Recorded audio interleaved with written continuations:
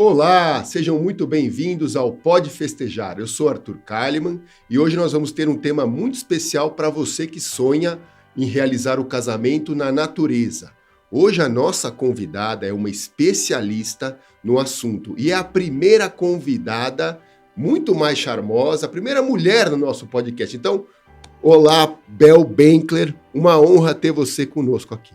Oi, Arthur, uma honra é a minha de estar aqui com vocês, poder dividir um pouco da minha experiência, falar um pouco de casamentos, de amor, de felicidade, de celebração. É um prazer. Obrigada pelo convite. Opa! Você sabe que a Bel é faixa preta no assunto. Então, quando eu escolhi esse tema, eu até mudei a cor do meu blazer, porque casamento ao ar livre, no campo, na fazenda, muito mais glamuroso, né, Bel? Ai, eu adoro, eu sou suspeita. E até o nosso patrocinador caprichou, porque a primeira mulher no nosso podcast, a doceira Offner, tá presenteando pra você. Mim? Sim, para você. Obrigada, Arthur. Obrigada, Offner. Opa, para você degustar nos seus momentos especiais. Posso ver? Com certeza. Gente, olha, já vou ter o final de semana doce, hein? Opa! Obrigada. Obrigado você. Obrigada, Offner, também. Então, Bel, a gente reuniu muitas perguntas, tá? Teve, na verdade, assim, mais de 100 perguntas. Eu falei, não, a Bel não vai conseguir responder 100. Vamos colocar um pouco mais, né? Opa! Então a gente caprichou, tem muitas perguntas, tem curiosidades também, tem algumas peculiaridades sobre o planejamento, sobre a parte financeira, sobre a parte da moda também e as tendências, tá? Então, para começar, Bel, como é planejar um casamento na fazenda?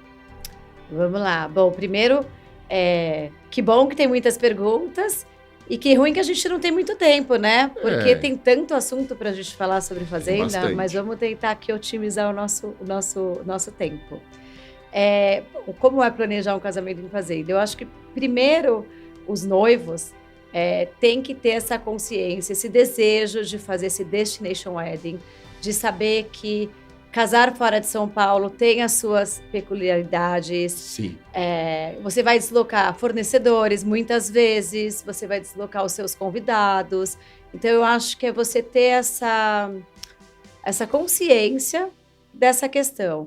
Tanto os noivos quanto as famílias. Porque muitas vezes os noivos têm esse desejo, então eu acho que tem que ser muito alinhado com os seus pais, porque eu sinto em muitas ocasiões que os noivos querem fazer esse destination wedding, que é passar um final de semana junto, sair de São Paulo e não só fazer uma festa de um dia. Uhum. Eles querem, desde sexta-feira já fazer um pré-wedding. Olha, que bacana. Isso a gente faz muito. Então, sexta-feira fazem como se fosse um esquenta. Uhum. Então, ou fazem uma pizza, ou fazem, enfim, uns comes e bebes, mas mais leve, com começo, meio e fim. Uhum. Tem que ter começo, meio e fim, para que as pessoas se preparem para o casamento, mas olha que elas só, não se tem passem. Que ter começo, meio, porque senão tem o cara que já pisa no pé na jaca e já... Tem. Isso é uma das instruções que eu falo muito para os meus noivos. Como é que é? Né, tipo, para de passar uísque... A gente faz um horário. Quando as pessoas convidam, então elas já falam, vamos fazer um get-together, enfim, um pré-wedding, um encontro. E a pizzada, estou colocando um exemplo aqui da pizzada. Exemplo, usei como exemplo também. É só para os padrinhos.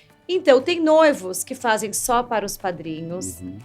Também depende do lugar. Tem lugares que limitam a quantidade de pessoas. Então, tem noivos que fazem só para os padrinhos. Tem noivos que fazem só para os familiares que estão hospedados nos locais, caso eles optem por casar em um lugar que tenha hospedagem. Uhum. E tem noivos que abrem para o grupo de convidados que chegam na sexta-feira, porque nem sempre os convidados de um casamento no campo, na fazenda, que vai ser no sábado, chegam na sexta. Muitas vezes os convidados chegam no próprio dia. Sim. Então, depende muito. Mas uma das coisas principais que eu costumo falar é que tem que ter começo, meio e fim. Porque senão é isso. Se não tem fim, as pessoas estão empolgadas, é emocionante, elas viajaram, os noivos estão super felizes. E aí, no outro dia, as pessoas acordam numa ressaca brava. Eu tenho histórias, não vou falar agora, mas eu tenho histórias... Ah, não, você vai ter que contar, Mas eu tenho histórias, assim, de noivas, eu tenho uma noiva específica, enfim. Ah, não, a noiva? A noiva. Ah, não, a noiva não dá. Uma noiva específica que se empolgou, era um casamento, os noivos moram fora do Brasil, a noiva é brasileira, casou com um americano e fizeram um casamento, então veio muita gente de fora, e aí teve Sim. aqueles shots de busca-vida, de coisas que não tem, caipirinhas, de coisas que nem tem lá Sei, fora. aquela combinação bombástica. E que quem vem de fora ama, né? Isso assim, é a cara do Brasil. E o Ó, pessoal bebeu. O Bel, isso é uma coisa assim que eu vou dizer que faz parte do casamento. Não, faz isso. super parte, mas essa noiva acordou no outro dia chorando e falando assim, Bel, eu não vou casar, eu não posso, eu não consigo abrir meu olho, minha cabeça tá estourando. O que eu faço? Bom, o irmão, resumindo, é médico, deu lá alguma coisa assim, tipo, acorda, leão, e vamos. E ela foi, e casou e tudo. E foi lindo e maravilhoso, ela curtiu. Mas, assim, tem muitas histórias. Vou voltar ao que você me perguntou inicialmente, mas eu acho que, assim, tem que ter começo, meio e fim. Sim. Porque pode ser um padrinho, pode ser os pais, pode ser o noivo, pode ser a noiva.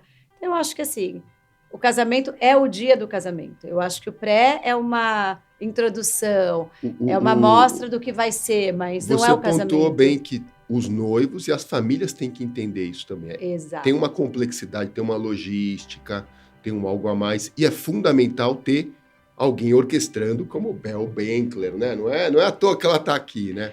Bel, mas eu fui em 3 ocasiões que você estava orquestrando. Em 2 casamentos da doutora Aide, um beijo grande para ela, porque ela é uma mulher com ela ontem. maravilhosa, de muita sabedoria. Tá? E também, na minha opinião, foi o mais especial, porque me tocou mais, que foi os 15 anos da Lu, do Thiago Riviera, tá?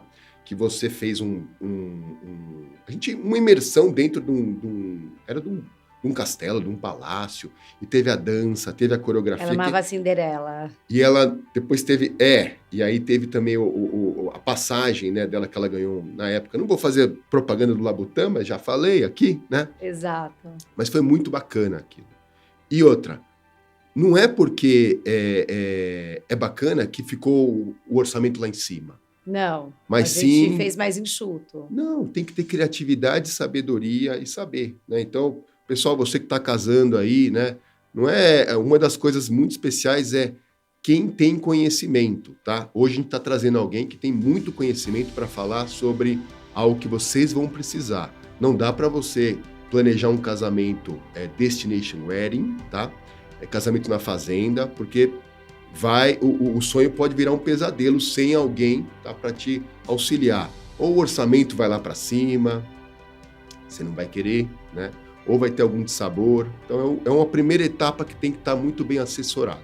Não é isso, Bel? Exatamente. Então, voltando à sua pergunta inicial, como planejar um casamento numa fazenda? É como planejar um outro casamento em qualquer outro lugar, mas a fazenda tem essas peculiaridades, e que eu acho que a importância é você saber que é um destination, que tem deslocamento, tanto de fornecedor, quanto de família, quanto próprio.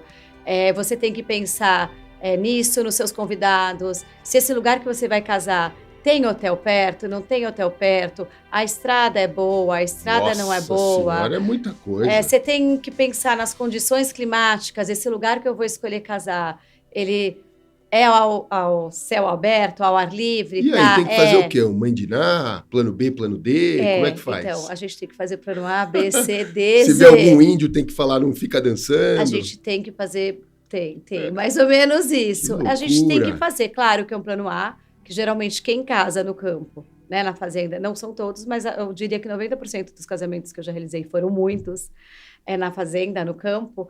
As pessoas querem casar ao entardecer para pegar o pôr do sol. Ah, que bacana. Então, eu acho que a gente tem que ver o tempo, tem que escolher a época, a melhor época, uma época que não seja de chuva. Mas no Brasil, a gente tem 4 estações no mesmo dia, então muitas vezes é uma época de seca, mas naquele dia choveu. Então, a gente já tem que ter essa previsão de uma cobertura, até quando a gente pode pôr uma cobertura, caso a gente tenha uma previsão de chuva, porque a gente tem tempo hábil para fazer, e o custo de fazer uma cobertura é bastante alto. Não, mas peraí, nós vamos falar, tem muita coisa para falar, Bel. Mas então assim, como é planejar, eu acho que o começo é isso. Acho que para começar é você alinhar isso com a sua família, com o seu noivo. Uma vez que você decidiu, vamos para a fazenda, é buscar um assessor. É buscar uma pessoa que entenda de festa, que possa te orientar em todos os pontos de vista, desde essas questões com seus convidados, de logística, vamos chamar assim, né? Quanto nessas questões de budget, porque o céu é o limite. Nós vamos falar sobre isso. Então, vamos falar. Então, eu acho que a concordo com primeira você. coisa é você buscar um especialista no assunto. Sim. Bel, com relação à parte de organização de casamentos, eu já entendi que tem muita coisa, tá? Mas quais são as vantagens de realizar um casamento ao ar livre, perto da natureza, ou num local que você sonhou na fazenda, por exemplo? Eu vejo várias coisas. Eu particularmente amo casar ao ar livre. Eu acho que assim, você tem a natureza ao seu favor. Então, eu acho que a natureza compõe o cenário da decoração. Eu acho que fica tudo muito mais bonito. Eu acho que o menos acaba sendo mais. Sim. Então, você consegue ter uma decoração mais descontraída. É mais natural? Mais natural. Tá. Falando em natural, vamos falar da luz. Uhum. A gente tem aquela luz maravilhosa, geralmente de final de tarde, que vai entardecendo, que não é uma luz tão dura. Então, rende fotos. Ou tem que ser muito cedo. Ou muito cedo. Mas muito cedo é danado para as meninas fazerem cabelo, né? É complicado, porque as pessoas não têm tempo de se arrumar, de fazer o cabelo. Às vezes o sol, depende da época do ano, está muito quente. Então, ele vem muito duro na hora da cerimônia, nos olhos da noiva que está sendo filmada, fica a sombra. As pessoas não conseguem nem abrir os olhos. Aí os convidados ficam de óculos escuros, e que eu não acho que fique tão elegante, porque... Né? Então, tem alguns fatores, mas casar ao ar livre, eu acho que assim, você tem a natureza ao seu favor, você tem a luz ao seu favor, eu acho que você pode deixar uma decoração mais boho, mais descontraída, não que precise, porque eu faço casamentos na fazenda de A a Z, no sentido de casamentos mais simples, casamentos mais elaborados, com muita flor, com pouca flor, com muita cor, com menos cor, com muito verde. Eu acho que isso é muito pessoal e particular do gosto de cada um e do sonho. Sim. Mas eu acho que o casamento na fazenda, ele é mais descontraído. No sentido, e até da vestimenta, eu sei que a gente tem muita coisa, você vai me perguntar. Não, nós já passamos por 2 perguntas, só faltam 100, então tá fácil. Então tá bom. Bel, mas por que tá na tendência a casar ao ar livre, no campo, assim, na fazenda? Eu acho que é porque a pessoa tem essa sensação de liberdade, de natureza. O casamento na fazenda, eu acho que ele te dá um pouco mais de liberdade no sentido de horários também, porque... sim, tem lugares que, né, o horário São Paulo está muito difícil por lei de silêncio, lei do psil, não que fazenda não tenha, tá? Sim. Muitas fazendas têm essa questão, sim, de controle, de decibéis, de som, mas eu acho que você tem mais liberdade. Porque tem alguns casamentos de São Paulo que são meio latados, né? Meio latado. Isso, o casamento aqui, os espaços, eles são muito duros. Então, você está entre 4 paredes, lá num caixote. Então, você pode usar e abusar da decoração e deixar isso lindo, com cara do campo. Mas se você tem o campo, você tem a liberdade, você tem essa questão dos noivos poderem comemorar e celebrar durante 3 dias. Sim. Então, eles querem justamente aproveitar. É uma experiência única, né? única. Então, você vivencia... Essa palavra é essa aí. Experiência. Eu acho que é uma experiência que é única. E a experiência vai ser prazerosa, tenho certeza, para você que está se planejando aí, casamento no campo, na fazenda. Se planejando, dá tudo certo, pessoal. É só você colocar, na verdade, né, a sua possibilidade de se adequar, se antecipar também, né?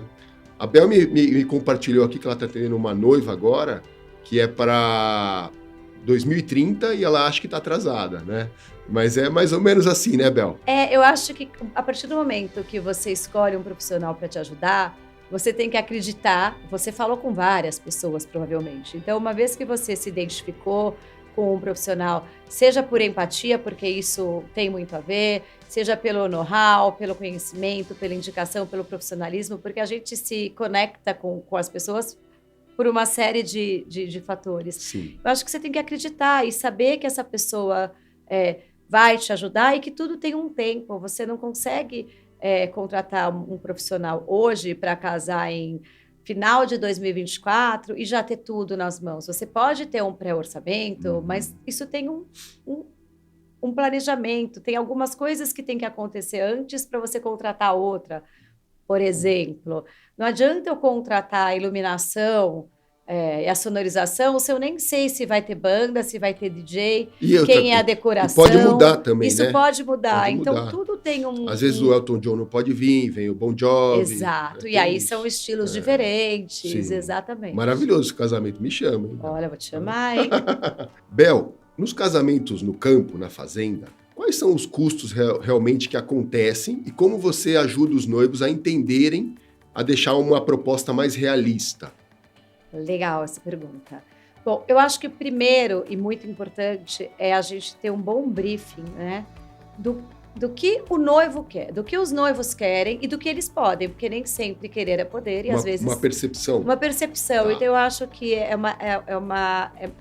muito sutil, mas eu acho que é muito, muito importante. Acho que é um dos itens mais importantes de um profissional, concordo. De um wedding planner, de um assessor, de um cerimonialista, é entender o caminho para que lado que esse casal quer seguir, né? O que ele quer oferecer e o que ele pode oferecer. E a gente tem que ter uma conversa franca, né? Eu, no começo, eu tinha medo de falar de dinheiro, de falar de números. Agora você perdeu a vergonha. Eu perdi porque eu acho importante, porque isso protege também o meu cliente. Sim. E ele vai seguir comigo sabendo a realidade. Eu não vou enganar. É o tamanho do impacto social que ele quer também. E é um sonho. Né? E se é um sonho, ele tem que saber. A gente precisa alinhar as expectativas para que ele não se frustre no começo. Nem com o casamento, porque tem que ser um processo gostoso, tem que ser algo leve, né? E nem se frustre com a gente, porque muitas vezes, se a gente não alinha direito no meio do caminho, você vai passando orçamento e os clientes ficam bravos, como se a culpa fosse nossa, mas é uma coisa que é um sonho dele. Então, é difícil você lidar a gente com isso. Eu sou psicóloga, então eu acabo unindo... Mas eu também sou psicólogo. É isso, a gente acaba unindo muito daquilo que a gente estudou e não praticou num consultório, exerceu na profissão, fazendo um casamento. Porque é isso, você tem que ser um pouco psicólogo, né, com os seus clientes para entender, para interpretar, para saber e também para saber falar, olha, isso daqui que você está me falando talvez não seja tão adequado. E se a gente fizesse assim? Então, eu acho que a gente tem que ter muito jogo de cintura, né? Mas entender para poder falar dos custos. Claro, essa percepção, essa né? percepção do que ele deseja. De custos. Então, uma vez que a gente fez essa análise, fez esse briefing, alinhou as expectativas e entendeu aquilo que ele quer, quais são os custos em casamento em fazenda que eu acho que a gente tem que levar em consideração? Que quando você sai de São Paulo, eu sou de São Paulo, então eu vou falar algo mais próximo porque daqui. Tem as fazendas históricas, né? Quando você sai de São Paulo, ou quando você sai do país, enfim, você sai da sua cidade natal, você tem deslocamentos, então os custos dos buffets, por exemplo, ou de uma empresa de bar dos parceiros, você vai ter um custo que não é que é muito mais caro, mas existe um valor a maior aí de deslocamento. Tem algumas fazendas, alguns lugares que já têm fornecedores locais. Então, às vezes, a gente usa fornecedores locais ou mais próximos, em cidades do interior mais próximas, para tentar montar esse quebra-cabeça. Mas aí eu preciso entender se os noivos também estão abertos a ter esses parceiros. Ou, não, eu já quero fulano, beltrano, nananã, porque já tem esse nome de peso, esse nome que eu conheço, eu fui no casamento da minha amiga que fez com o buffet tal, e eu quero eles ao meu casamento. Então, eu acho que a gente também, eu enquanto assessora, eu preciso entender muito o que os noivos querem, para poder tentar equilibrar, né? Dependendo do budget. Então, é uma negociação sem limites. É um quebra-cabeça.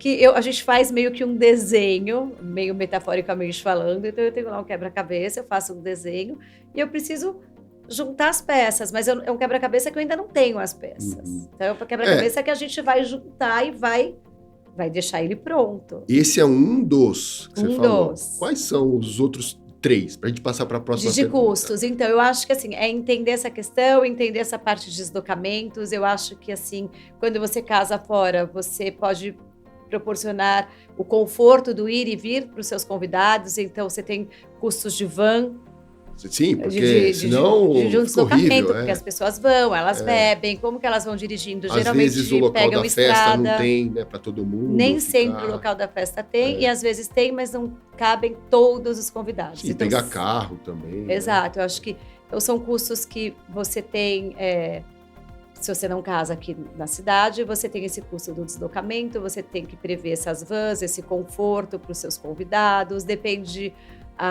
onde for, você tem que prever essa cobertura extra aí, essa questão de uma tenda, mas caso é um plano B, chova. isso tem que ter. Isso aí... É um plano B, mas é uma coisa que você já tem que ter isso em mente, porque isso pode Eu acontecer. fui num casamento ou ao você ar livre tem lugares... tinha o plano B, mas eles não queriam que tivesse o plano B, porque senão o drone não ia pegar. Aí, o que você prefere? Ficar na chuva ou né? Aí acabaram que não choveu no dia. É isso, e a gente fica louco, né? Porque você fica no rádio, né? A gente começa de manhã, vai ser plano A, vai ser plano B, olha a previsão, olha todos os aplicativos e sites de meteorologia possíveis e põe o ovo da Santa Clara e chora junto com a noiva, porque eu pelo menos, né? Eu sinto junto. Você fica ansiosa? Muito. Cada casamento, para mim, é como se fosse o primeiro. E eu acho que eu já fiz mais de 400 casamentos. Já fiz mais de 400 eventos. Você vivencia essa emoção com eles. É muito tempo junto, Arthur. E eu acho que se a gente não se envolve, é minha maneira de pensar, eu acho que se eu não me envolvo pessoalmente, se eu não entro na história daquele casal, eu acho que eu não vou conseguir entender e dar tudo aquilo que eles merecem. Um evento social e um casamento é um momento único. Concordo, é uma coisa momento único. Que vai ficar no seu hard disk, que você vai lembrar para sempre. Que o planejamento é essencial. Sim. Porque, claro, tem eventualidades, tem coisas que não dão, que saem do nosso controle, tem um monte. Tem um monte.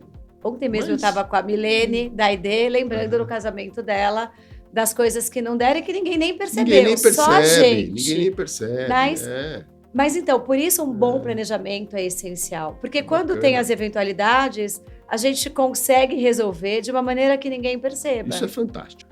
Bel, nós falamos dos custos esperados, mas e os custos inesperados que os jovens, os casais vão encontrar no planejamento do seu casamento? Então, ou no decorrer?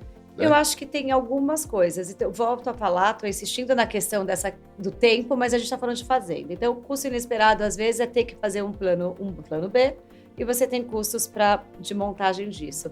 Um outro custo que a gente não pensa, mas que impacta bastante, é quando eles não fazem uma lista bem feita. De convidados? De convidados. Então, o que acontece? A gente contratou o buffet para 200 pessoas, mas eu convidei 300 pessoas e aí eu tive uma confirmação. Quando a gente vai fazer a confirmação de presença, o RSVP, o famoso RSVP, a gente tem uma confirmação muito além. Uma radiografia que é então isso é muito importante, saber fazer a lista. Então esse é um custo inesperado de A e B, por exemplo, que seriam alimentos e bebidas. Por quê? Porque se eu tenho mais convidados, eu preciso aumentar a alimentação, eu preciso alimentar a bebida e, em alguns casos, a decoração. Vai depender da decoração que o cliente escolheu. Se ele escolheu uma coisa mais descontraída, mais despojada e mais moderna, que geralmente na fazenda acontece, onde não tem lugar para todas as pessoas formal, assim, não tem a mesa com as cadeiras montadas, às vezes eu não aumento na decoração. Mas se é uma família que não, eu quero ter lounge, lugares informais... Quem é que costuma convidar mais, tipo, não consegue conter a alegria e começa a convidar mais? São os pais, são os avós, ou é o noivo e a noiva mesmo? Olha, eu acho que dependendo do caso, todos. Por quê? Eu acho que os pais se empolgam. Aí começa. E aí começam. Então isso é uma questão muito delicada, inclusive, na hora de você fazer a lista. Eu acho que de saber quem está pagando este casamento. Porque, assim, quando os pais pagam, eles se sentem no direito de convidar. Porque aí eu estou pagando. Eu, sinceramente, acho que não deveria. Eu acho que o casamento vez mais tem o protagonismo pessoas. Dos noivos, né? Exato. Já estão numa idade, já estão estabelecidos. Exato. Por isso que cada vez mais também tem noivos que me chegam nessa conversa e falam, olha, a gente é que vai pagar o casamento, a gente prefere para a gente não ter essa interferência, ou ter essa interferência, uma ajuda, sim, mas algo menor. Então, a gente deu um número lá para pro meu pai, pro meu sogro, pro minha sogra. Eles podem até aí. Podem até aí, pro meu irmão, para convidar alguns amigos, enfim.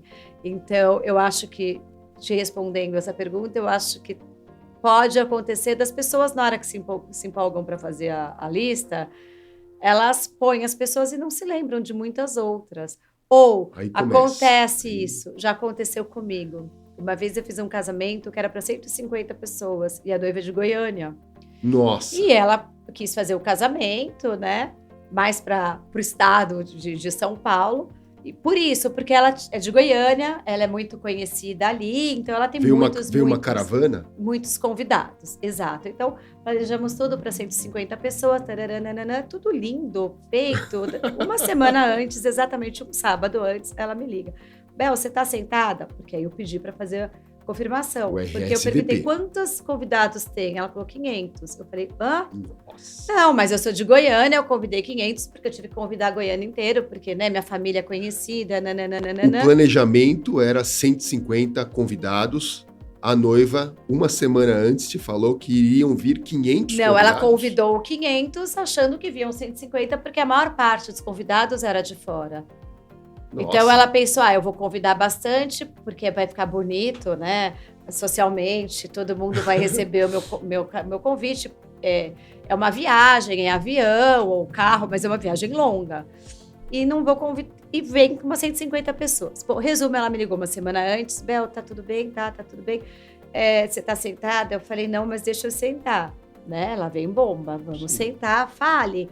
Então, a gente fez o Respondesivo Play, o RSVP, e a gente tem 300 pessoas confirmadas. Eu falei, oi?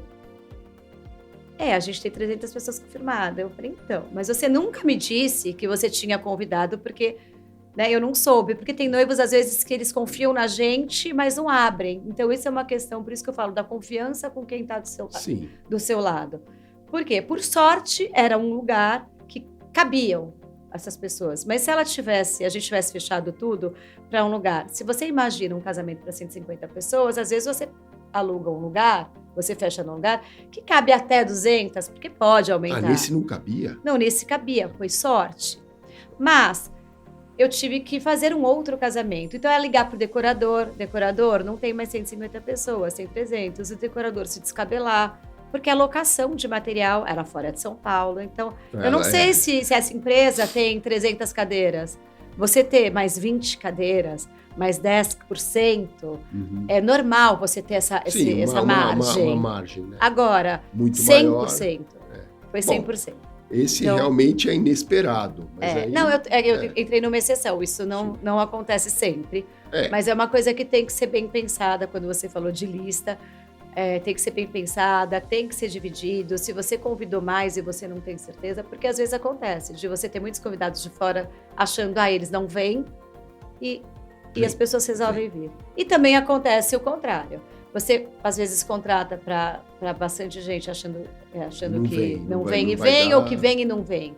Então, essa lista é uma coisa bem delicada na hora de fazer o planejamento, de emitir, de fazer os convites. Você auxilia? Eu auxilio, eu explico, claro, a gente sempre explica, inclusive quantos convites. Então, se você tem 200 convidados, quantos convites você vai fazer? Não são 200 convites, porque tem casais, tem famílias, tem os convites individuais.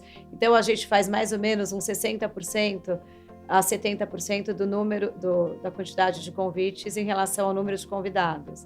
Porque você vai convidar o João e a Maria, então esse é um convite. São 2 convidados, mas é um convite. Você tem uma família que tem 4, mas é um convite na hora de imprimir. Mas você também não pode fazer muito menos. Olha, Isabelle, que ainda não casou ainda, tá prestes aí, é da nossa equipe. São muito detalhes. São detalhes, mas você tem que estar do lado de uma assessora para te ajudar. Quais são os aspectos mais importantes que os casais têm que observar, né, ao decidir, eu vou casar nessa fazenda e não nessa fazenda? Porque tem muitas opções. Eu acho que é o estilo do casal. Eu acho que é o estilo do casal e as expectativas que ele tem. Por quê? A gente tem fazendas com palmeiras imperiais, com uma fachada maravilhosa, com a cara de fazenda, não mais rústica, mas com um piso menos adequado, digamos assim, ao ar livre, que tem os bichinhos, os insetos e tal. Então, tem também essas que... Tem. infelizmente ou felizmente, enfim, é a natureza, a gente não controla, sim. né? Eu já tive casamentos que os noivos ficaram assim, ó, durante o casamento inteiro, porque vinham os... Então é importante uma visita técnica. Super importante uma visita técnica e super importante os noivos estarem abertos. Uma vez que eles resolveram casar fora de um ambiente que a gente tem esse controle total, se não total, 90% do controle, e que a gente tem a natureza a nosso favor em muitas horas e não a nosso favor em outros momentos, eu acho que assim, é o casal ter essa consciência de que eu escolhi na fazenda porque eu amo natureza, porque eu quero casar ao ar livre, porque eu quero o pôr do sol, porque eu quero essa liberdade, mas pode chover, pode estar sol, pode estar calor, porque a gente, contra essas questões de natureza, a gente não tem muito o que fazer. A gente pode se planejar. Então, ter guarda-chuvas, ter uma tenda, ver onde vai parar. Então, se o vale vai parar num lugar, talvez, se tiver um tempo ruim, vamos ver onde vai parar num outro lugar, para que as pessoas não... Tudo isso tem peculiaridades diferentes, características diferentes de fazenda para fazenda. Porque tem fazendas que você pode, sim, fazer... um plano B, caso eu necessite, você pode cobrir e fazer também ao ar livre, fazer em volta às árvores, desde que esteja coberto, se tá. Mas você não tem, por exemplo, ar-condicionado. Então, tem pessoas que falam, não, eu não consigo ficar sem o ar-condicionado. E tem outras fazendas que elas foram construídas pensando em eventos e que elas têm o ar quente e o ar frio. Então, você está muito frio. Exatamente. Então, eu acho que é muito do estilo. Você quer algo mais rústico? Você quer algo mais cara de fazenda mesmo? Ou não? Eu quero casar no campo, eu quero sair de São Paulo, eu quero um Destination Wedding, mas eu não quero pisar na grama. Eu tenho muitas noivas, muitas, e não são poucas, que falam, mas eu não vou pisar na grama. Eu quero que coloque a minha nave, que seria aquela passarela, um deck de madeira ou acarpetado, porque eu não vou pisar na grama. Que é até engraçado. E o budget vai lá para cima. E o budget vai lá para cima, porque tudo é possível. Mas tudo tem um custo. Sim. Então, eu acho que assim, depende do estilo do casal e o casal saber o que ele quer. E eu quero casar na fazenda com cara de fazenda ou casar na fazenda com cara de cidade? Eu quero casar na fazenda ou quero casar numa fazenda cara de cidade? Porque tem fazendas que têm características mais cosmopolitanas, metropolitanas de São Paulo. Então, que é isso, tem o ar-condicionado, o ar quente, o ar frio. Você tem essa comodidade, você já tem o piso mais próprio, que se a pessoa tiver de salto-agulha, tudo bem. A gente vai entrar nisso, mas eu acho que é muito do estilo do casal. Sim. Do estilo que ela pega também para decoração, do que ela quer, do como ela quer se vestir. Hoje, quais são as 5 fazendas no estado de São Paulo que são as mais requisitadas para casamento na fazenda? Olha, eu acho que assim, o Ville La Rochelle é muito requisitado. Ville La Rochelle, que é em Jarinu, porque ele tem uma característica muito europeia. Isso está a quantos quilômetros de São Paulo? Eu acho que uns 70, Próximo. 70 e rodovia poucos. A rodovia é boa. Não é a melhor, mas é boa. Ótimo, 70 quilômetros está é tranquilo. Em uma hora e pouco, você tá lá, você chega.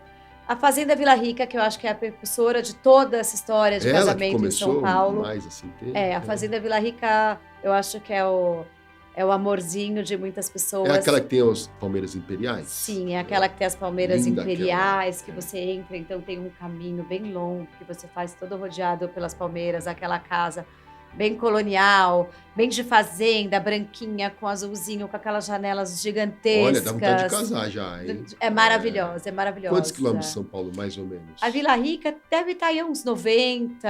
Próximo também, né? 100 e pouco. Eu sou ruim de distância, tá? Mas eu diria que a Vila Rica, ela em 1 hora de São Paulo, porque é uma estrada muito boa. Né? Ela está em Itatiba. Sim, Itatiba então é uma estrada reduto, muito boa, né? Então você chega muito rápido, lá você está próxima a Fazenda Vila Rica está muito próxima à cidade de Itatiba. Sim. Então você tem hotéis próximos, você tem uma cidadezinha, né? Você precisa de uma farmácia, alguma coisa mais Sempre próxima. precisa, esqueci Você não alguma tem uma coisa. estrada de terra muito longa, muito ruim, porque às vezes sim. também tem essa Você questão. pegar o off-road, não dá Exato, tem Qual fazendas outra, mais. Bel? Então vamos lá. Então eu falei do Vila Rochelle, acho que Vila Rica, Itatiba a gente tem a Santa Bárbara também, que é uma Terra de fazenda também Clara. colonial. Você tem o Terra de Clara, que é diferente maravilhoso. o Santa Bárbara do Terra de Clara? A Santa Bárbara e a Vila Rica tem essa característica mais colonial, com palmeiras imperiais, mais essa pegada fazenda. Aham. O Terra de Clara é um lugar maravilhoso, também uma fazenda, mas eles têm muita hospedagem. Mais comodidade. Mais para- comodidade. Então, eles têm uma hospedagem maravilhosa. Se você quer fazer esse pré-wedding, você pode receber pessoas de fora, mas só lá você hospeda umas 90 Olha que pessoas. Então, você consegue fazer esse Destination Wedding, essa experiência de um final de semana lá dentro. E são em lugares diferentes, que é interessante. Então, no dia anterior, você faz esse pré-wedding Uma experiência diferente. num lugar diferente do que é o lugar do casamento e não atrapalha a montagem do fornecedor do casamento. O casamento em fazenda acontece ao pôr do sol. Então, é um casamento que ele é cedo. Então, é humanamente impossível a gente fazer um casamento super bacana, super estruturado, se a gente começa a montagem no sábado. Então, o casamento em fazenda, geralmente, tá? Geralmente, 90%, começa a montagem já desde sexta-feira. Tá? Isso quando não começa antes, porque depende da demanda. Sim. Você já começa segunda, terça, quarta-feira, né? Então, você tem... Falei já, você me pediu 5. Então, eu falei Vila Rochelle, falei Vila Rica, falei Santa Bárbara, falei Terra de Clara. A gente tem a Fazenda Fortaleza, a gente tem a Fazenda Alvorada. Tem muitas opções. Tem muitas opções. Só no estado de Fazenda São das Paulo? Cabras, tem ou, muitas. por exemplo, no Brasil também tem outros locais para casamento na fazenda bacanas? Olha, eu acho que São Paulo... Rio de Janeiro e Minas deve ter. Tem. A gente tem bastante casamento em fazendas em São Paulo. A gente tem em Paraty, embora seja praia, mas a gente tem casamentos em Paraty que não são pé na areia, são em lugares como se fossem fazendas. A gente tem Rio de Janeiro, vários lugares que seria como se fosse no campo. Bel, já temos um cenário lindo que é a fazenda. Quais as opções criativas que os noivos podem optar para decorar e melhorar, não, mas vou dizer assim, deixar mais charmoso esse ambiente do casamento? De novo, depende do estilo do casal, né? Nossa, tudo... De tudo é o estilo do casal. Eu tenho um noivo que fala, você sempre me fala, isso é uma questão pessoal, de gosto pessoal. Mas, gente, mas vamos lá. Eu tenho algumas dicas e algumas coisas para falar. Eu acho que assim, por você estar no campo e não dentro de um altar, de um lugar religioso, seja uma sinagoga, seja uma igreja, seja um templo, onde você for, eu acho que você pode abusar da natureza. Então, você pode fazer um arco de flores, ou uma trave, uma coisa mais arredondada, ou mais quadrada, ou só com verde, ou com verdes e flores. Você pode usar também, hoje em dia muitas pessoas gostam daquele, como se fosse um arco, mas um redondo por trás, também usando elementos de flores. Tem pessoas que gostam muito de uma coisa mais boho e usam essas plumas, sabe? Essa flor que chama, eu não lembro, alguma coisa dos pampas, capim dos pampas. Capim dos pampas. Que é uma coisa mais rústica, mais seca. Tem pessoas que gostam de fazer, como eu falei, a nave em deck mais rústica. Tem noivas que querem mais um pé no chão e querem tapetes, diferentes tipos de tapetes para fazer o corredor, como se fossem muitos tapetes diferentes, persa ou não persa, quilim, de vários tipos diferentes. Tem fazendas que, às vezes, no local da cerimônia, eles escolhem justamente o local da cerimônia em virtude de uma árvore. Então, eu tenho um jatobá maravilhoso. É lindo, e aí eu posso jogar decorações aéreas caindo. Isso eu acho que é maravilhoso. fantástico. Eu já fiz alguns casamentos que eles pegaram um elemento natural do próprio lugar para fazer uma decoração, saindo da própria árvore. Os ambientes são grandes. São. O item decoração é um item que envolve um valor no budget expressivo? Boa pergunta. Eu digo para todos os meus clientes que hoje a decoração ela é o item que tem o maior valor dentro de um casamento. Uau. Mais do que comida e bebida. É o quê? O instagramável? Não instagramável, mas a decoração em si. Por quê? Antigamente, os lugares, quando você casava num lugar, num salão que era próprio para evento, às vezes era uma coisa mais simples. A decoração não era tão glamurosa, um projeto com tantos detalhes como é hoje em dia. Então, eram mesas com cadeiras, um arranjo que você levava para casa. Geralmente era uma disputa, vai lá na mesa, qual que a gente vai levar? Era um arranjo num vaso de porcelana com floral que você espetava lá a flor do campo, ou a rosa, ou a orquídea, tanto faz. Mas então era muito mais simples. Você tinha umas ânforas que faziam a entrada com aqueles arranjos grandes, aqueles arranjos meio bola. Então, antigamente era uma coisa mais simples. Hoje não, hoje tem projetos, decoradores que estudam, arquitetos que fazem verdadeiras obras de arte num casamento, né? É com aéreos, a decoração aérea. Então, isso tem um custo muito alto. É expressivo. É muito. É o custo mais alto. Por quê? Os lugares, hoje em dia, eles locam o espaço, principalmente falando de casamento em campo, tá? 90%, não diria 90%, mas acho que 80% dos espaços no campo ao ar livre, ou 100% desses que eu te falei, tá? Não tem 100% não, 90%, porque o Vila Rochelle tem alguma coisa de imobiliário, mas as outras fazendas não tem nada. Então você aluga o espaço, pronto, você aluga o campo, o gramado, você aluga o salão.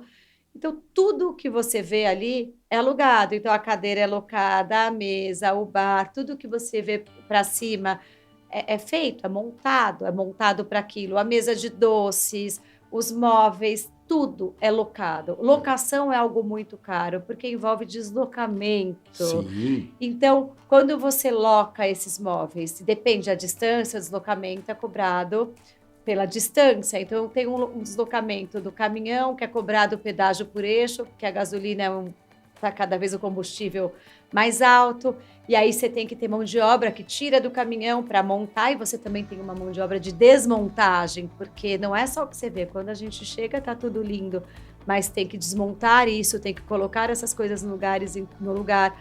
Então, além dos móveis, você tem toda a parte floral, você tem toda a parte de ambientação, então de almofadas, de vasos, de peças que vão compor a ambientação, porque se você faz um lounge, põe uma mesa, você precisa ter lá um livro, um objeto de decoração para enfeitar, uma almofada, às vezes um abajur, velas. Velas combinam muito com casamento no campo, velhinhas aéreas, velhinhas no campo, velhinhas fazendo caminho.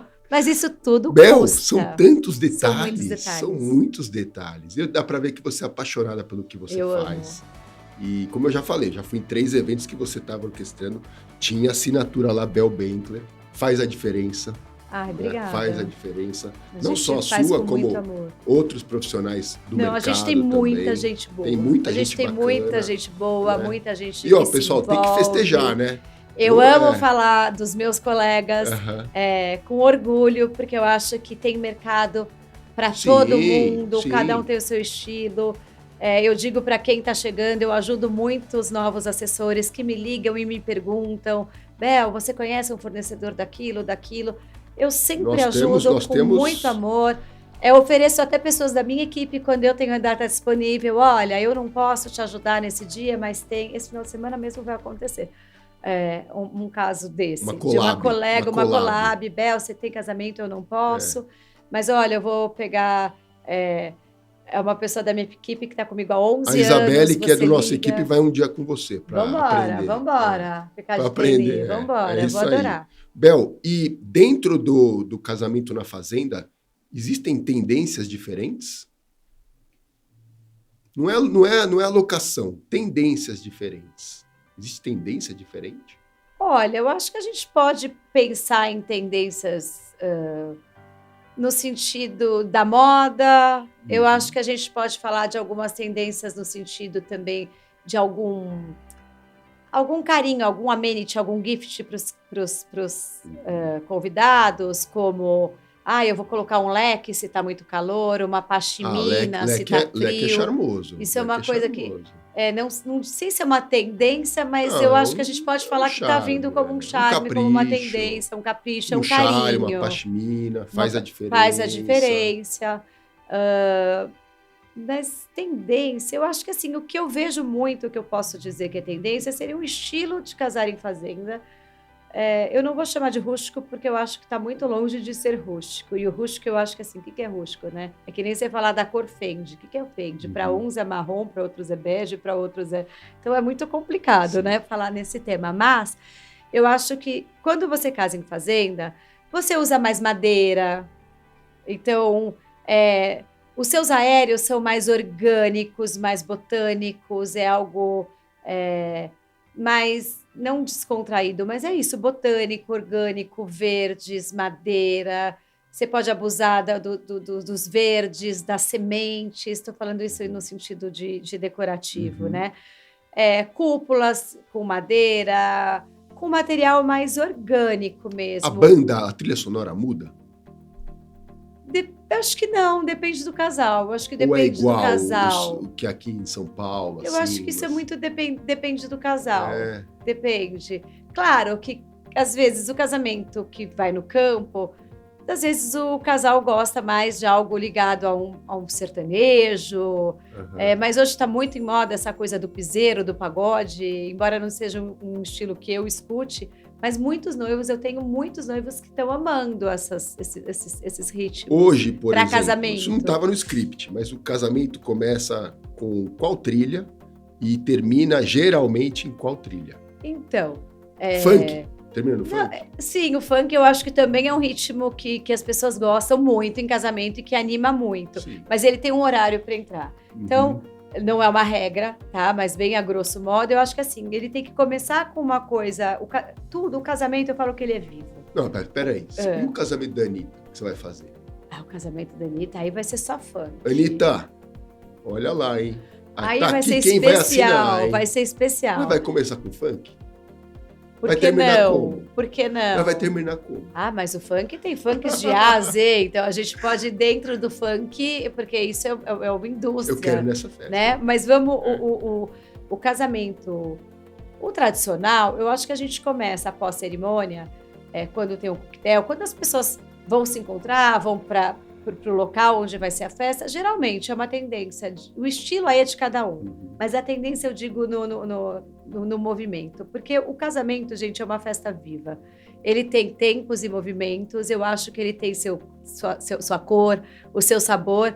Isso quem dita são os noivos nesse briefing. Sim. E o que a gente monta como comida, como música, como bebida, mas também os convidados. Os convidados trazem muito material. Então, o DJ que está lá, ele vai ter que sentir, para ser um casamento bom, tem que ser bom. Sentir, olhar e saber o que funciona. Claro que ele vai ter feito um briefing com os noivos vão falar o que pode, o que não pode, mas ele não pode estar engessado. Porque se ele estiver engessado, isso pode ser um fracasso. Ele pode ser o melhor DJ do mundo e talvez ele esteja engessado. E o noivo não goste de um estilo, mas os convidados dele amam esse estilo. E é uma festa viva, e é uma festa para os convidados. Dele, né? Então eu acho que assim, você começa com uma coisa mais calma, onde as pessoas vão se encontrar, vão comer, vão começar a beber, elas ainda chegaram, né? Saíram da cerimônia, elas ainda estão tímidas, vamos dizer assim. Então você começa com uma crescente. Então você vai numa crescente. Então você começa com uma coisa mais calma. Como tem famílias, às vezes aquele som, nada de anos 50, nada de coisa de museu, não é isso. Mas você tem releituras de músicas antigas, super modernas, que atinge todos os públicos. E você vai numa crescente. Né? Porque é o tempo da pessoa chegar, tomar um drink, se encontrar, pegar um lugar, comer um coquetel, comer, e aí você vai crescendo. E aí você vai crescendo nos ritmos, enfim, do briefing dos noivos. Pode ir. E aí você vai crescendo pro ritmo do gosto do casal. Então, assim, você pode ir pro sertanejo, você pode ir pro pagode, você pode pegar um pop, você pode ir pro rock. Rock é uma coisa muito delicada também, que nem sempre funciona bem em casamento, você tem que prestar muita... Depende do assim, rock que você coloca. Não, concordo. Você tem que... Mas, assim, casamento, basicamente, a gente tem que pensar que a gente tem que usar o estilo que o noivo quiser, mas que tem que ter músicas também comerciais. Para agradar Porque as pessoas dançam, elas vão lembrar daquela sonoridade, do lá, lá, lá, do refrão. Elas podem não saber a música, mas aí, quando elas sabem o refrão, a dancinha, a musiquinha, elas vão, elas se empolgam, elas dançam. Então, você tem que pensar nisso. Sim. Bel, são muitos detalhes. São muitos detalhes. São muitos. Mas Bel, aí você vai para um funk, você vai para um ritmo, e aí tem muita gente que gosta de um eletrônico, eu deixaria mais para o final. Por quê? Como um casamento tem família, tem os mais velhos não ficam até o fim. Tá? Não estou sendo preconceituosa mas às vezes os avós, eu digo os mais velhos que se incomodam mesmo com o barulho, porque chega numa hora que pode ter um ruído muito... Começa a desmontar tudo. Não desmontar, mas você começa isso. Elas tiram o salto. Elas tiram o salto. Tiram. Isso tem que tirar. Casamento bom é casamento que as pessoas tiram o salto, é casamento que as pessoas dançam, casamento que as pessoas bebem, casamento que as pessoas se divertem, que você tem história para contar, que quebra o salto, que quebra copo. Deve ter cada Gente, história. Porque isso é alegria, isso é diversão. Acho que um casamento que não tem essa alegria, ele se torna triste. Outra coisa, os noivos têm que estar sempre lá na pista. Tem casamentos, às vezes, que os noivos somem e que você não vê e as pessoas... Tem alguns que ficam cansados, né? Que eles... mas eu falo para os meus clientes, eu falo, claro, você vai sair para o toalete, você vai cumprimentar seus familiares, mas assim, já não tem mais aquela coisa de antigamente, né? De você ter que ir de mesa em mesa cumprimentar todo mundo. Não, as pessoas vêm até você. Vai lá na pista, fica dançando, porque as pessoas vêm falar com você. Boa, vai porque senão você perde horas. Imagina se você tem 40 mesas com 10 pessoas e você perde 4 minutos em cada mesa. Multiplica isso. No final da festa, você perdeu horas de festa. Bel, falando de tendências, tem uma tendência agora que ela está vindo para o Brasil agora. Tá? É dos millennials, que hoje eles querem tudo prático. Tá? Então tem uma tendência que é assim, as madrinhas compromissadas vão de longo. As que estão abertas a algum relacionamento, não significa descompromissadas, abertas, vão de curto. Como você acha que vai ser interpretado isso aqui no Brasil? Olha que curioso, eu ainda não fiz um casamento assim. Só as madrinhas ou os convidados? Olha, o que eu vi... O que você viu de tendência são as madrinhas. São as madrinhas, mas eu acho que também reflete nas convidadas.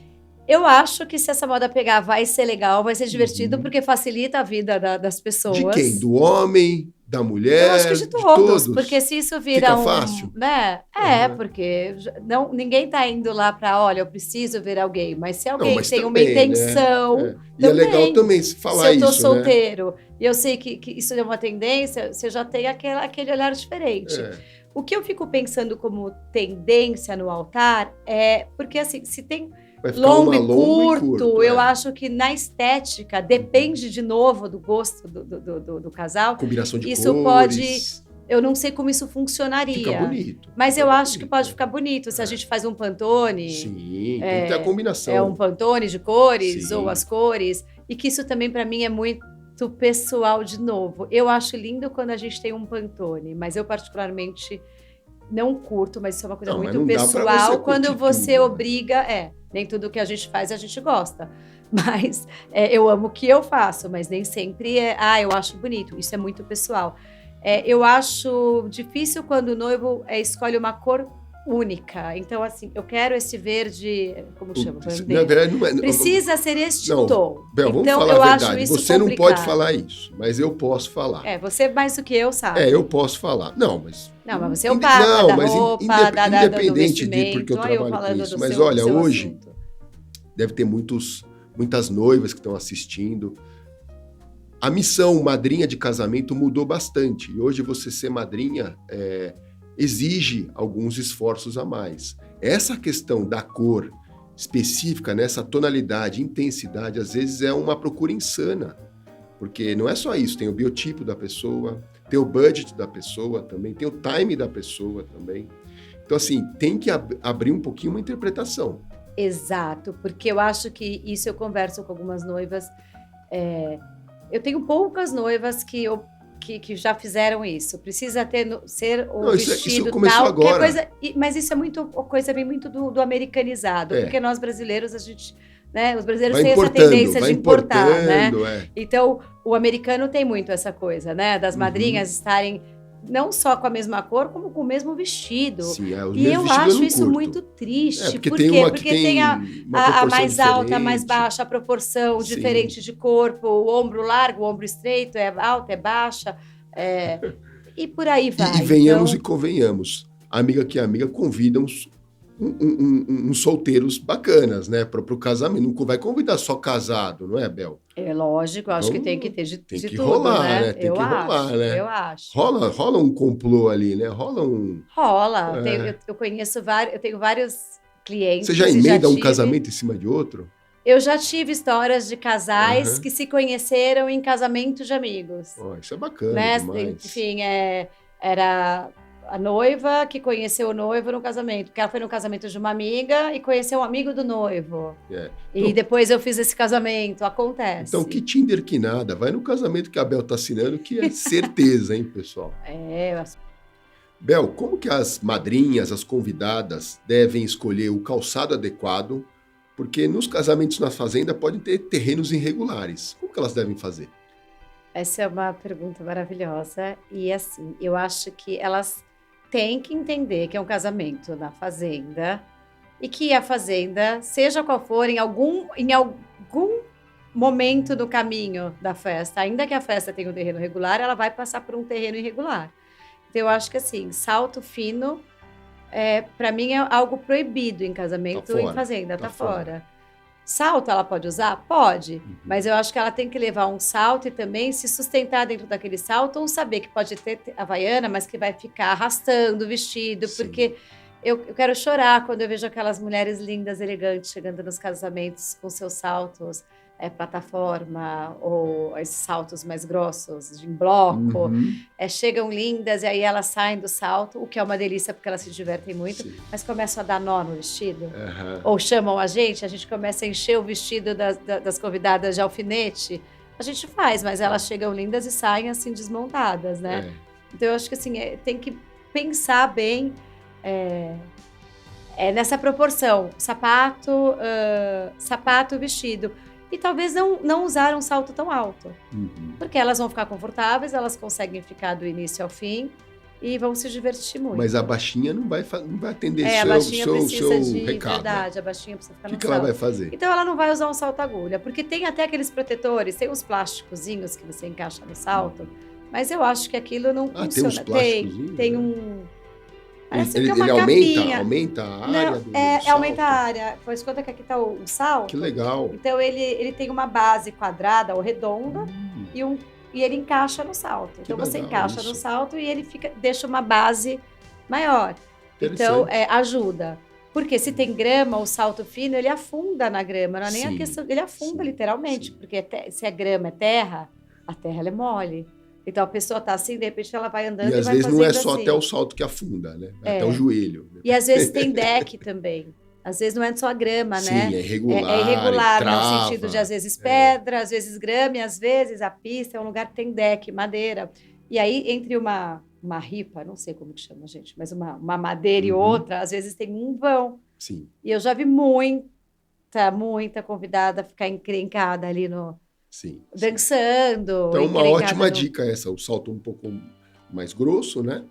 Ou essa questão aí. E importante, legal também, é que hoje em dia, com esse mundo digital, que os noivos façam um site. Eles façam um site e coloquem essas dicas. Eu acho muito legal. As pessoas têm muita dificuldade em que traje usar em casamento. Porque assim, o casamento ele vai de dia para a noite, o que eu ponho? Então, precisa de gravata, tanto para o homem quanto a mulher. Precisa pôr gravata, não precisa pôr gravata. Tem que ser um pouco mais descritivo. Exatamente. Né? Isso, então, eu acho que é legal quando ela faz um site, ou ela pega algumas referências na internet, para não ser uma coisa dura e chata e escrever não pode, não pode, para não ser muito taxativa, porque aí também acho que é deselegante. A gente tem que manter a classe. Então, a gente pode pegar alguns exemplos, algumas fotos daquilo que a gente curte na internet. Bacana. Pode desenhar um salto, agulha com... Sabe, que é aquela placa de proibido estacionar, mas com um salto, uma coisa mais lúdica e divertida. Ajuda bastante. E que ajuda bastante, sem você ser taxativo, porque também tem isso. Tem noivos que às vezes querem falar tanto que eles acabam sendo um pouco duros com os convidados. Não, existe pode, não pode, a noiva não pode, ditadora. pode. A gente Tem a sabe ditadora. disso, né? Então, eu acho que você tem que saber fazer essa coisa de uma maneira elegante para que a pessoa queira ir ao seu casamento, não tenha medo, né? Eu não posso, eu posso. Não, não tem isso, gente. Ela tem que estar confortável. Mas que ela saiba, ó, é uma fazenda, se é longo, se é curto. E aí, nessa que você falou agora da questão do sonho da noiva, né? Ou dessa família, né? Tem a questão da harmonização do altar, né? Dos padrinhos ali, né? E isso gera muitas dúvidas, né? Hoje nós temos a harmonização imperial, a harmonização complementar e a triangular, que é essa composição de cores para aquela foto onde está todo mundo ficar muito mais incrível. Mas muitas vezes é uma coisa meio restritiva. Na harmonização imperial, você faz muito, você sabe. O destaque é maior para as mães, porque são 2 pilares próximos dos noivos, não com o mesmo vestido, mas em cores próximas, e as madrinhas. Fica lindo. Mas o que você acha da noiva que fala assim, pode tudo? Uma dúvida, né? Pode tudo. Eu acho livre. Que essa liberdade, ela tem que ser, na minha opinião, uma liberdade controlada. Controlada. Por que eu falo isso? Porque às vezes você fala, é livre. E as pessoas têm gostos diferentes. O que é bonito para você pode não ser bonito para o outro e por aí vai. É verdade. Então, às vezes você dá essa liberdade, mas liberdade total. Então vai ter gente de curto, gente de longo, gente com um tecido mais festa, atrás de festa, uma de paetê na fazenda, cheios de brilho, cheios de bordados. Se for a Paris Hilton, tudo bem. Uma toda estampada e a outra não. Então eu acho que na hora de você fazer a foto, não cria uma harmonia bonita. Então eu acho que não precisa ser nem 8 nem 80. Então você pode dar essa liberdade que eu falo controlada, assim, olha, midi, longo, ou midi, longo e pronto, ou curto, enfim. Aí vai variar com o horário, também tem a ver o traje com o horário. Sim, o horário. Né? O horário, o estilo da festa, da fazenda e da decoração. Porque embora a gente esteja falando aqui que a fazenda é mais descontraída, é uma coisa mais despojada, mais rústica, que pode ser o boho chique que a gente fala, que é do Bohemian, que é lindo.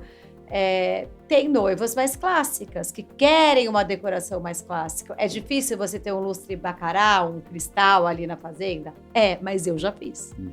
Eu já fiz casamento em praia, já fiz casamento em fazenda, 100% clássico, que eu pensava com os meus doutores, o que esse casal tá fazendo aqui? Porque não tinha a ver com aquela personalidade, mas era um sonho. E o resultado foi bonito. Né? Era um preconceito meu, na verdade, uma pergunta, tá? Bel.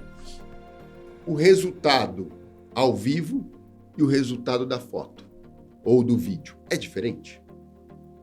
A percepção? Eu acho que é. Eu acho que, claro que o vídeo e a foto mostram muito do que foi, mas eu acho que o ao vivo é o ao vivo. Você tem o movimento, você tem o horário, você tem a música, você tem muitas questões.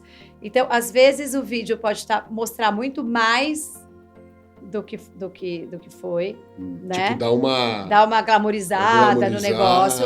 Também vai depender da empresa, depender da edição, depender de uma série de coisas que não é a minha expertise. O time também para entregar. Exato. E depende o contrário. Então, muitas coisas que às vezes, eu que vivo, né? Eu vivo isso há quase 20 anos. Então, tem casamentos que estavam magníficos ao vivo, e que, às vezes, na edição, eu não sei se é na edição, na foto, na cor, porque cada fotógrafo também tem tem seu estilo, né? Uma leitura, né? Então, tem aquela coisa mais esbranquiçada, mais apagada, uma coisa mais vívida. Então, às vezes, no ao vivo foi maravilhoso e a foto não valoriza tanto, mas também tem o contrário. Às vezes, o ao vivo nem tava tudo aquilo, mas você vê um trabalho de um profissional que você fala, uau. Uma pintura, né? É uma pintura, né? Ele valorizou detalhes que às vezes a gente nem valoriza quando você vai. Porque quando você está ao vivo no lugar, você está lá, vivendo aquilo. Você está olhando a comida, a bebida, você não está às vezes focando especificamente em algum detalhe, o ponto de vista. Né? Então, isso muda muito. Ô Bel, hoje, você não consegue ver todos os detalhes. Você tem, claro, parceiros que você já trabalha há um tempo, que eles vão trazendo as novidades, você vai absorvendo, comentando com seus clientes. Mas Como é trabalhar com um parceiro que você nunca trabalhou? Boa. Olha, eu tenho o hábito de ser bem aberta para parceiros que eu nunca trabalhei. Inclusive, quando os meus noivos, não, meus clientes, meus noivos, né? Meus clientes me contratam, eu falo, gente, eu vou indicar Não, são seus profissionais. noivos, sim. Eu vou indicar profissionais que eu confio, que eu tô acostumada, que eu sei que dão certo, porque tem muitos profissionais maravilhosos, como tem outros muitos que já me deram problemas ou já deram problemas No para os meus mercado, colegas dentro de um mercado, então a gente não quer que isso se repita. Então a tendência é a gente trabalhar é uma coisa natural, onde a gente está na nossa zona de conforto, né, onde a gente conhece. Mas isso não é algo mandatório, porque muitas vezes os clientes chegam na gente e eles já têm um sonho, já têm uma indicação de alguém que eu não conheço. Então, o que eu costumo fazer e falar para os meus noivos é o seguinte: eu não tenho nenhum problema em trabalhar com profissionais novos que eu não conheço. Porque esse mercado não é mais um mercado, é uma indústria gigantesca. Sim. E a gente, é impossível, por mais que eu seja antenada, enfim, conhecer todas as pessoas. Mas o que eu costumo fazer quando vem um nome novo é pesquisar mesmo. É ir atrás. Eu tenho vários grupos diferentes, com vários assessores diferentes, de vários nichos diferentes. Isso é bacana, dá pra então ter. A gente conversa, assim, sinceramente. Já ouviu falar do fulano, do Beltrano, já, assim, o que você acha? Te deu trabalho? E as pessoas falam, ó, é bom mais ou é ruim mais? Se falar assim pode ficar legal, pode dar certo. Gente, é isso, porque eu quero o melhor para o meu cliente. Claro, pô, né? É sua assinatura então, que tá lá. Eu acho legal trabalhar com pessoas novas, mas eu gosto sempre de saber quem são. E se ainda assim eu não tenho uma informação, porque ninguém conhece, eu vou conversar, porque a gente tem um tempo de elaboração para o casamento. Então eu falo para o noivo, não contrata ainda, eu marco um café. Oi, fulano, isso é ótimo, o que você acha? Eu sou a Bel Bentler, assessora do fulano. Você toma muitos cafés, né? Tomo muitos cafés. Às vezes eu peço um cappuccino, um chazinho. Tá certo. Então eu gosto de conhecer, de ter o conhecimento, para entender, para falar como eu trabalho, para entender como é o trabalho da pessoa e ver se isso é factível, se faz sentido ou não. E aí eu falo pro noivo, porque também eu não acho certo eu só ficar numa panelinha e trabalhar só com aquelas pessoas, porque, como eu te falei, tem muita gente legal. Sim. E eu conheço muito, eu tenho muitas alegrias com os meus noivos, com as indicações, às vezes, que vêm dos próprios noivos, ou indicações que me chegam de pessoas que eu não conheci, ou vendo numa rede social, o trabalho de um colega, aparece alguma coisa, eu falo, gente, que bacana, é assim que a gente conhece. E os noivos me trazem muito conhecimento, muita gente nova e gratas surpresas. Ótimo. Nem sempre tem que trabalhar na panelinha, não. Porque tem muita gente legal aí, seja de moda, seja de decoração, seja de bar, seja de coreografia. E tem muita gente legal e que às vezes precisa entrar no mercado. Quando eu entrei, foi difícil, era um passinho de formiguinha. Então a gente também tem que dar abertura. Você já tem mais de 20 anos no mercado. 20 anos no mercado. Eu tô com 25 anos no mercado, todo dia eu aprendo. É isso, eu aprendo, é isso que eu falo. Eu não sou aprendo. Fechada com ninguém, eu acho que a gente tem que estar aberta, a gente tem que dar chance. Às vezes tem pessoas despontando aí, maravilhosas, pessoas jovens ou não jovens, mas principalmente os jovens que estão com essa garra, com esse gás todo, e às vezes não tem esse conhecimento dentro do mercado. Então, entrar não é tão simples, porque a gente acaba, como eu falei, conhecendo um grupo. Não é que seja uma panela, nem acho legal. Mas é isso, se a gente conhece, se dá certo, muitas vezes a tendência é a gente querer trabalhar com quem a gente... com quem a gente sabe que dá certo, com quem a gente sabe que se tiver um BO lá vai ajudar a gente, porque tem um monte, né? Não é tudo... O que a gente posta é a parte linda, mas falar por trás... dos BOs. Bel, quais foram os 3 maiores BOs que você contornou? Vou repetir essa pergunta, hein? Bel, quais foram os 3 maiores BOs que você conseguiu contornar ou você soube que algum assessor contornou num casamento? Ai, tem vários, né? Lembrar que agora é até difícil. Mas... eu já tive situações... Não precisa citar nomes. Não vou citar nomes. Mas eu já tive situações, por exemplo, de que o casamento estava atrasado por algum motivo, não muito atrasado, mas que a noiva, enfim, não estava pronta, e que o padre chegou, e na verdade o padre que foi, não foi o padre contratado, mas ninguém me avisou, então chegou um ser ali que eu Oi, o senhor é o padre fulano? Não, eu sou o Beltrano. E eu não posso atrasar nem um minuto esse casamento, porque eu tenho outro casamento. E eu, mas padre, a noiva não está pronta, os padrinhos não chegaram. Padre ansioso, ansioso. Não, e os padrinhos não... Era uma fazenda, os padrinhos estavam chegando nas vans, ou eu não tinha colocado as lapelas, mas ele foi categórico e gritava assim, se eu não começar essa cerimônia em 5 minutos... Isso eu nunca vou falar. Aconteceu comigo, foi recente. Bom, conseguiu contornar. E, enfim, eu consegui contornar. O padre ficou pra festa. O padre ficou, ele fez uma cerimônia mais rápida, eu dançou não tinha funk? como falar para... Porque não dançou funk, ele foi embora, mas assim, eu não tinha também nesse caso, como que eu vou chegar pra noiva e falar isso? A gente tem que ter muito jogo de cintura, é o dia dela. Você tem que ficar quieta, você não fala ela nada. Ela não tá pronta, mas eu tinha que apressar. Então eu chamei, como que eu fiz, né? Tá linda, você tá linda. Foi muito rápido, mas tipo assim, chamei o maquiador, o fotógrafo, o cinegrafista, porque eles ficam até mais próximos antes da cerimônia do que eu, da noiva. E, gente, aconteceu isso, disfarça, não fala nada, acelera isso daí, eu tenho que começar. E chamei o noivo e falei, olha, com o noivo eu comentei por cima também, sem detalhar, porque ele vai ficar, né? Mas assim, ele também é protagonista, mas eu tinha que contar o que eu vou fazer, porque é uma responsabilidade. E olha, eu vou começar esse casamento porque eu preciso começar, e vão ser, sei lá, tinham 20 casais de padrinho para entrar e eu tinha 15. Eu falei, vou entrar na ordem que tem que entrar, e depois, quando esse padrinho chega, eu coloco a lapela e vou colocando eles durante a cerimônia, ninguém vai nem perceber, ninguém sabe o que é ok, por aí vai. Então, isso ótimo. É uma coisa assim... Contornou muito bem. Contornamos bem. Esse foi um.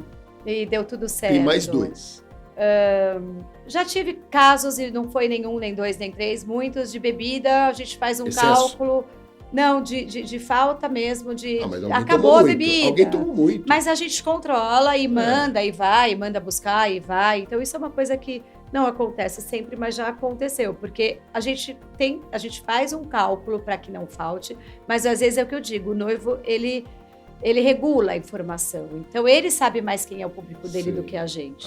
Então, às vezes, isso já chegou a acontecer, mas nunca ninguém percebeu, porque a gente tem os SOS, que a gente chama, e a gente consegue, mesmo em fazenda, já aconteceu de sair. Tem 007. Tem. Já aconteceu, eu mesma já saí, deixei a minha equipe, eu não trabalho sozinha, eu preciso de braços, preciso de pessoas ali. É importante o pessoal saber isso também. É muito importante que o trabalho de um assessor, a gente não é sozinho. Eu lido com o cliente no dia a dia, então eu faço uma assessoria muito boutique, muito personalizada. Cada cliente, para mim, eu trabalho muito diferente do outro, porque cada pessoa tem uma necessidade diferente. A ordem do fechamento das coisas, para todo mundo é assim? Não é. Tem noiva que eu vou fechar primeiro o DJ, então, até antes do local. A planilha de Excel não é o... Não, ela é importante, mas ela é importante, a gente tem que fazer essa planilha, usar para a gente ter um budget, saber, né, para não extrapolar, saber onde a gente está pisando. Mas eu vou perguntar, Arthur, você vai casar, para você o que é mais importante? Você pode falar, é minha roupa, é a música, é a comida, é o bar. Então, de acordo com esse... É a felicidade com da minha essa entrevista esposa, nossa, né? Aí... Tem alguns que falam assim, a felicidade da minha esposa? Tem vários, mas hoje em dia é uma coisa que voltou. Eu tive épocas, né? Épocas que os noivos se envolviam muito, noivo e noiva. Aí eu tive a época que o noivo nem sabia e criavam discussões na preparação, no planejamento, porque a noiva vinha, a gente vira psicóloga, eu sou no caso, mas se eu não fosse, viraria. Olha, o fulano não quer participar, não tem saco, para ele tanto faz, ou ele acha um absurdo gastar isso na decoração, porque ele fala que é a florzinha. Eu falo, não é a florzinha. A decoração é uma coisa gigantesca, mas enfim. Então, hoje está em que estágio? O quê? Hoje está no estágio que eu tenho muitos noivos participativos. O noivo. O noivo. Até demais. Bel, por que você está de verde hoje? Assim? Não até demais, mas noivos que participam, que querem participar da reunião. Hoje em dia, com a questão do online, então nós temos a gente consegue marcar. Muitos ouvintes do podcast que não só perguntam sobre a moda masculina, mas como a gente acessa... A gente vai ter uma parte aqui que é só pergunta dos noivos. É legal, porque isso é importante. Vamos lá, então. Tá preparada? Vamos lá. Vamos lá para as perguntas. O que eu não souber, eu vou perguntar para você. Porque pergunta de moda, dos nossos ouvintes. Eu tenho até medo de falar, né, sabe Arthur? Tudo de moda. Bel, nós recebemos muitas perguntas dos nossos ouvintes e a gente selecionou 5 para você. Tá preparada? Vambora! Meu sogro tem uma propriedade, uma fazenda. Toda a fazenda é apropriada para celebrar uma cerimônia de casamento? Absolutamente não. Ai, meu Deus do céu. Absolutamente não. Por quê?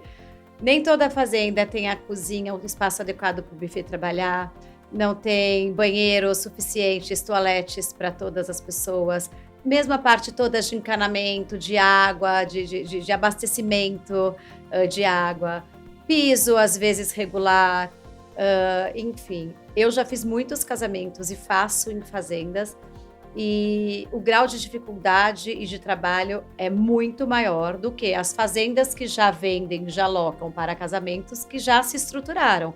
Então, tem um camarim para a banda, tem um espaço bom para a noiva se arrumar, com luz, né, para o maquiador poder ter uma boa condição e entregar um trabalho bacana, preparado para isso.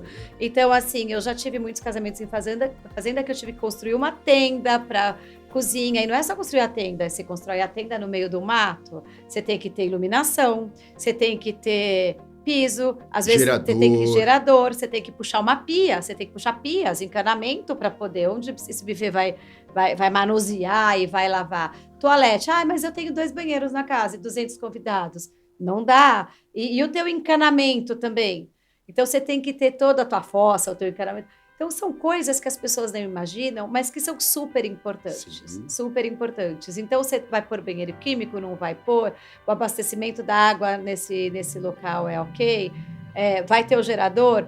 Que tipo de gerador? Quantos geradores? Então, é uma infinidade de coisas que a gente podia fazer um podcast só falando desse tema. Só falando disso, mas está muito bem respondido para quem fez essa pergunta antes de começar uma terceira guerra mundial. Escute aí e faça o sogrão, né? O sogrão e a sogra escutarem a Bel. Vamos bater um papo, é isso aí. Próxima pergunta, Bel, que veio para nós é visita técnica.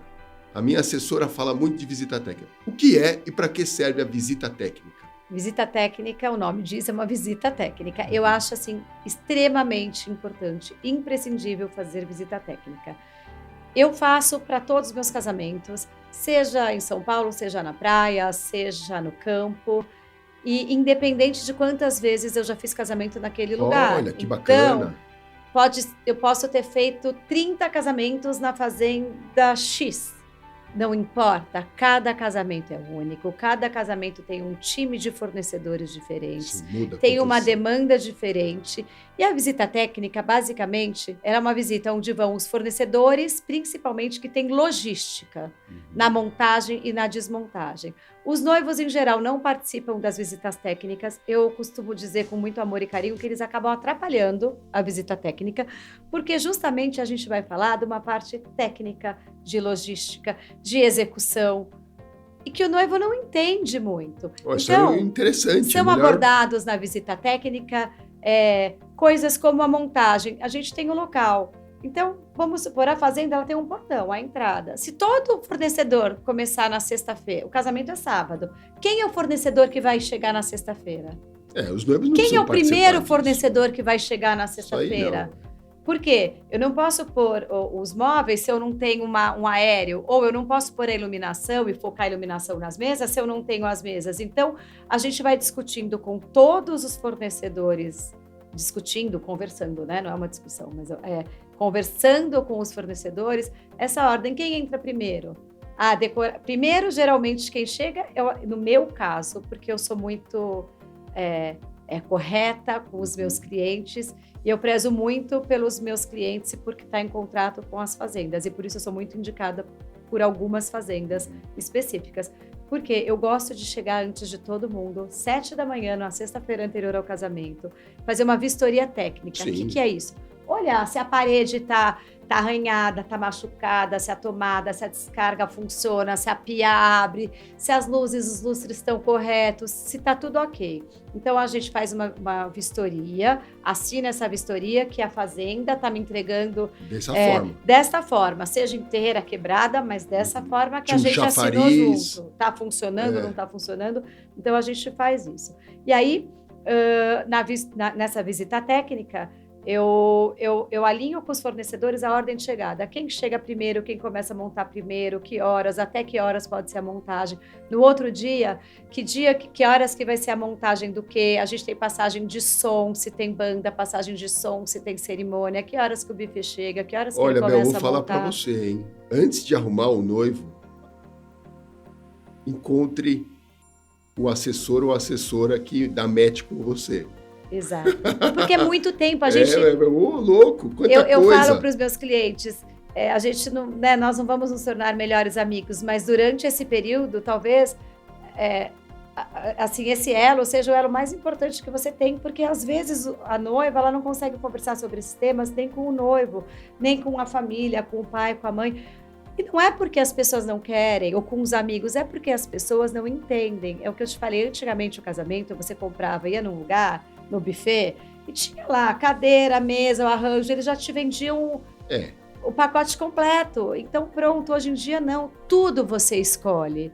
E você tem que confiar em alguém para você entregar essa responsabilidade de organizar e planejar. Muita escolha, o dia mais importante da sua vida. Sim. Depois vai ter os filhos, depois vai ter outro dia que também vai ser importante. Mas, via de regra, um casamento vai ser o começo de uma vida a dois, de uma família. Outros já casam depois Vamos começar bem, né? Exato. Começar bem. Vamos para a próxima pergunta que fizeram. Essa pergunta é muito boa, hein? Chapéu em casamento na fazenda. É brega? Como usar? Quem pode usar? Ai, que difícil essa pergunta. Então, eu acho que assim, desde que você se sustente, que você tenha... Mas aí todo mundo tem que se sustentar. Então, mas eu acho que é polêmico por isso, porque assim, ou todo mundo usa ou ninguém usa. E como eu vou impor para alguém usar um chapéu? Que estilo de chapéu? O brasileiro não está acostumado. Não é uma coisa cultural nossa, da nossa cultura, usar o chapéu. Seja para homem, seja para mulher. Seja o chapéu, seja casquete, seja voilete, seja essa peça headpiece que for. Uhum. Então, eu acho que... eu acho lindo, eu particularmente, para quem se sustenta, eu acho super elegante, principalmente para as mulheres no campo, porque é durante o dia, mas eu acho que não é uma tendência.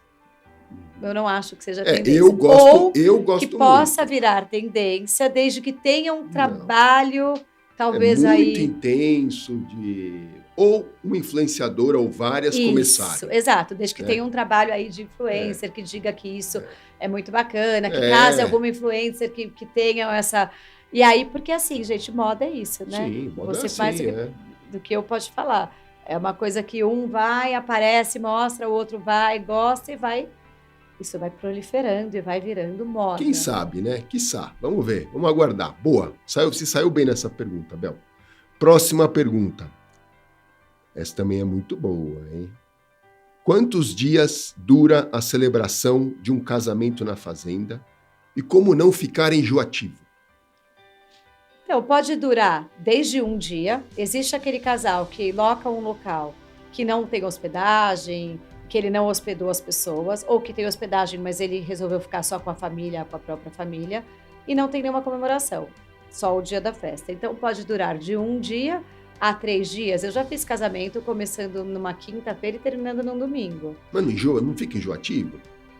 Não, porque você pode fazer programações diferentes, pode ficar enjoativos, mas você pode fazer programações diferentes, porque fazenda às vezes oferece quadras de futebol, quadras de beach tênis, um espaço de lazer bacana. Mas aí você fica tirando a bebida, você não pode deixar a bebida.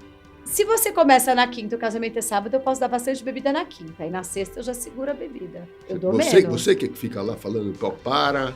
A gente ajuda. Tem noivos que me contratam para fazer o pré-wedding e o casamento, tem noivos que contratam a gente para fazer só o casamento. Então depende do que me contratam. Mas você chega lá, tá todo mundo... Pô.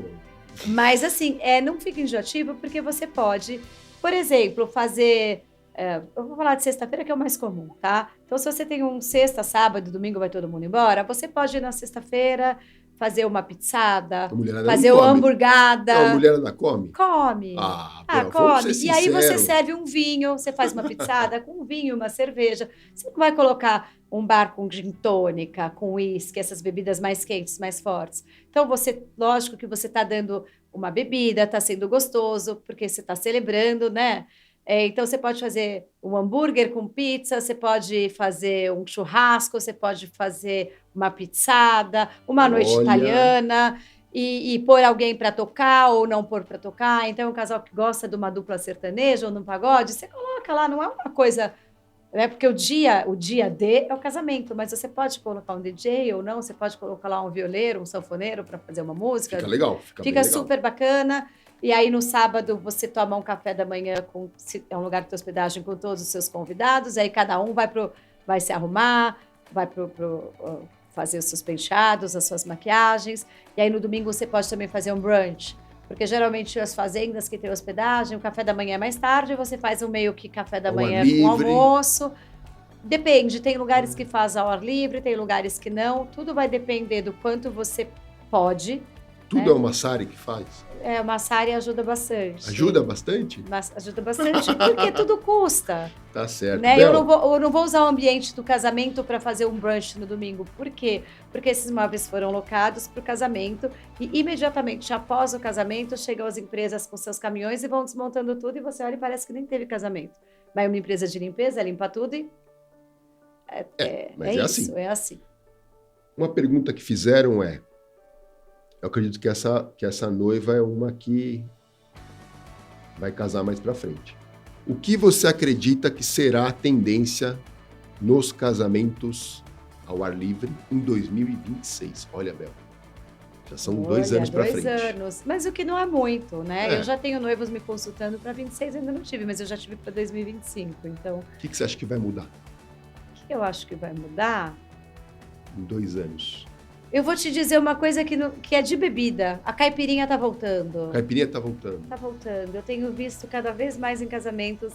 A coquetelaria, ela é muito rica. Uhum. E como antigamente o bar de casamento nem tinha bar. Depois, quando começou o bar era só de caipirinha. Depois veio essa questão de bar de gin tônica, Fitzgerald, Negroni, que é o que tá agora em voga, né? Teve o Aperol Spritz. E aí tem os drinks internacionais, né? que é a moda. Pronto. A moda. Agora, por exemplo, tem uma bebida que chama Fitzgerald, que sai mais até do que o gin tônica. Uhum. E o Negroni, que é uma bebida mais forte, mais importada. De casar de novo, hein? Olha lá. Mas eu tenho visto, não sei se isso é uma tendência para 2026, mas eu tenho conversado com vários colegas e donos de bares ou pessoas de bares de casamento, e a gente tem visto que a caipirinha está voltando Olha com só. tudo, viu? Olha, a caipirinha... Porque elas estão gourmetizadas também, né? Mas então, a caipirinha não é mais tem um efeito que ela é um efeito assim... bem interessante. É a bebida do esquecimento, né? A gente toma uma caipirinha lá, uma vodka, uma cachaça, no outro dia não lembra de nada. Boa, ótima tendência aí, pessoal. Bel, se eu te perguntasse, isso aqui vai fazer toda a diferença no seu casamento na fazenda? Música boa. Música boa. Eu acho que música é o que conduz a festa. Ótimo. Plano A, plano B, plano C. Casamento na fazenda. O que é casamento na fazenda para Bel Bentler? Bom, casamento na fazenda. Plano A é aquilo que se planejou inicialmente, dentro das condições climáticas adequadas, dentro de tudo aquilo que você planejou. Plano B é quando tem alguma condição adversa que você tenha que mudar, seja climática, seja de som, seja de alguma coisa, alguma eventualidade que aconteceu e você tenha que mudar para um plano B. Um plano C é quando nem o A e nem o B deram certo e você tem que ir no C. Eu já tive essas situações de plano Z. E no final tudo dá certo. Eu acho que se você tem bons profissionais, você fez um bom planejamento, qualquer mudança de plano é possível, desde que você tenha alguém que tenha know-how e conhecimento, para ter frieza e rapidez de raciocínio para mudar a coisa de uma hora para outra. Fantástico. E muitas vezes com os convidados no local. Fantástico. O que fazer para não errar na decoração do casamento da fazenda? Eu, particularmente, é uma resposta muito pessoal. Eu acho que você tem que evitar exageros. Evitar. Porque Não ficar penteando o pavão. Isso, porque na fazenda, como eu falei, já falei lá no início, o menos é mais no sentido de que você tem a natureza a seu favor. E é uma fazenda, então não adianta você ficar pondo rococó, ficar fazendo uma coisa clássica, uma coisa cheia de... Você pode ter muitos detalhes, isso sim, então fazer um cardápio, uma parte toda de identidade visual, que são detalhes que demonstram pôr uma pashmina, pôr um leque, se está calor, fazer umas águas aromatizadas gostosas, porque as pessoas chegaram, e até uns belisquetes antes da cerimônia, porque as pessoas às vezes vêm de São Paulo e chegam com fome, ou chegaram no hotel, fizeram check-in, nem deu tempo de se trocar e já estão no casamento. Então, isso sim, eu acho que são cuidados muito bacanas e que fazem a diferença no seu casamento. Mas sem muitas glamorizações, porque você está numa fazenda, você está no campo. O que fazer para não ficar too much como convidada num casamento da fazenda? Acho que prestar atenção na vestimenta, no traje, né? Fazenda de dia, sem muitos brilhos, plumas, paetês. Tomar cuidado com os penteados, com o sapato. Acho que basicamente isso. Ótimo. Bel, o que quem vai casar em 2025 precisa saber? Se planejar. Se planejar. Se planejar. Se planejar porque tem muitos lugares e muitos profissionais que são muito concorridos e já não tem mais data nenhuma, por exemplo, quer dizer, não tem sábados, e sábados são os dias mais procurados para casamento. Então, eu acho que se planejar. O que fazer para o sonho do casamento na fazenda não virar um pesadelo? Acho que me contratar em primeiro lugar. Tô brincando, mas contratar alguém para te ajudar, que entenda de toda essa logística de casar fora de São Paulo. Concordo, é impossível você casar desse jeito sem ter assessoramento de uma maestra ou um maestro. Exatamente. Quero que você deixe uma consideração final e um recado para os noivos que estão assistindo ao nosso podcast, que planejam se casar em 2024, 2025. Olha, eu acho que casamento é amor, é celebração. Então, em primeiro lugar, que eles levem isso com leveza. É um momento maravilhoso de celebrar, então que façam isso com cuidado, com leveza, se planejem, contratem um profissional para ajudá-los, porque cada um sabe da sua expertise. Eu acho que como conselho eu deixaria isso. Eu queria muito agradecer você e também todo mundo que assistiu. Tenho certeza que você compartilhou de coração todo o seu conhecimento. Queria que você deixasse sua rede social, por favor, conosco. E, claro, se você tem alguma dúvida, por favor, não deixe de compartilhar conosco. Pode servir para os próximos episódios desse podcast. Quero agradecer a todos vocês e a Bel vai deixar agora o Instagram dela. Aqui no vídeo vai aparecer. Bel, como é que a gente acha você? Bom, meu Instagram é @belbenklereventos. Eu vou ter o maior prazer também de responder, de atender qualquer consulta, qualquer demanda. Foi um prazer gigantesco estar aqui com você, dividir um pouquinho da minha experiência. Tem muita coisa para falar, mas a gente tem um tempo limitado, mas foi muito prazeroso dividir com você e com todo mundo um pouquinho do que eu sei. Olha, ela sabe muito, hein? Sabe muito. Eu peço também desculpas, hoje eu estou com uma voz um pouquinho alterada. Mais uma vez, muito obrigado e acompanhe os próximos conteúdos. Bel, mais uma vez, muito obrigado. Eu é que agradeço. É isso aí. Obrigado, pessoal.